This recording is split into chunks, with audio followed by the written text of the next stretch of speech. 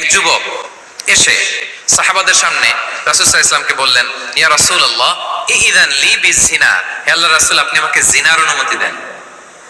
নাউযুবিল্লাহ। কিসের? জিনার, মানে ব্যভিচারের অনুমতি দেন। ব্যভিচার বা জিনার অনুমতি দেন। আশেপাশের সাহাবারা তো রেগে মেগে আগুন। ফাআকবাল আল কওমু আলাইহি ফাসাজারু, সবাই তাকে দৌড়ে ধরতে গেল আর ধমকাতে লাগলো, ছি ছি ছি, মা মা। আমরা যেটা বাংলায় বলি ছি ছি, আরবিতে ওনারা কি বলে? মা মা, ছি ছি। কি বলো তুমি? লজ্জা শরমের মাথা খেয়ে তুমি রাসূলুল্লাহর দরবারে এসে বলতেছো, হে আল্লাহর রাসূল আপনি জিনার অনুমতি দেন। যে রাসূল আল্লাহর পক্ষ থেকে বাণী শোনায়, ওয়ালা তাকরাবুজ জিনা, তোমরা ব্যভিচারের নিকটবর্তীও হয়ো না। আর তুমি সেই নবীর কাছে এসে আবদার করতেছো জিনার অনুমতি দেন। তারা যখন তেরে আসলো এই যুবকের দিকে, রাসূল সাল্লাল্লাহু আলাইহি ওয়াসাল্লাম তাদেরকে থামালেন, বললেন যে তোমরা থাম, যুবককে ডেকে আনো আমার কাছে। যুবককে নিয়ে আসা হলো। রাসূল সাল্লাল্লাহু আলাইহি ওয়াসাল্লাম তাকে পরম আদরে কাছে টেনে নিলেন। এবার তাকে জিজ্ঞেস করলেন, তুমি জিনার অনুমতি চাও না? বলে যে ইয়া রাসূলুল্লাহ জি, জিনার অনুমতি চাই। তখন রাসূল সাল্লাল্লাহু আলাইহি ওয়াসাল্লাম বললেন, তুমি আমাকে উত্তর দাও তো, তুমি বলো তো যে আতুহিব্বুহু লিউম্মিক, তুমি কি পছন্দ করবে যে কোনো পরপুরুষ তোমার মায়ের সাথে এই জিনাটা করুক? তোমার এটা ভালো লাগবে? সে বলে, লা ইয়া রাসূলুল্লাহ, না, কখনো না। আমার মায়ের সাথে কেউ এই পাপাচারে লিপ্ত হবে, এটা কোনো মানুষ মেনে নেবে না। আমি কেন, কেউ মেনে নেবে না।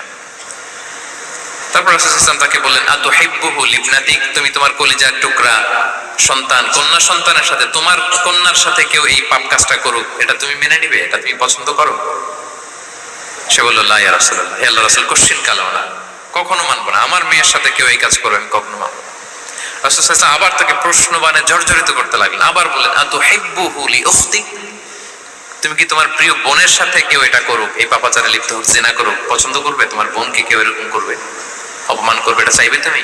বলে, কখনো না, লা ইয়া রাসূলুল্লাহ, কখনো না, কেউই তো পছন্দ করবে না এটা। তখন রাসূল সাল্লাল্লাহু আলাইহি ওয়াসাল্লাম বললেন, তুমি যার সাথে জিনার অনুমতি চাইছো সে তো কারো না কারো মা, কারো না কারো মেয়ে, কারো না কারো বোন, তুমি এভাবে কেন ভাবতে পারো না? সুবহানাল্লাহ ওয়া বিহামদিহি।